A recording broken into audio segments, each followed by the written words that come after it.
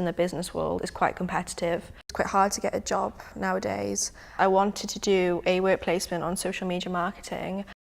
With your career advisor role, before you go on work experience, you talk about the skills you want to improve, and then you put it in objectives, and then you can do it in the work placement, which I've been doing now with UNA. I've been using my degree as well, so I've been helping them, looking at their Google Analytics, analysing it, seeing how they can improve, what they need to add. And I've also been taught how to do writing blogs. I've been improving my writing and literacy skills. It was amazing. I've had a really good time. The staff have been really welcoming and lovely. In class we learn and then we do the assignments, whereas here it's in real life and people actually see it, not just your lectures. It's something to add on your CV and for employees to think, wow, this person's got experience.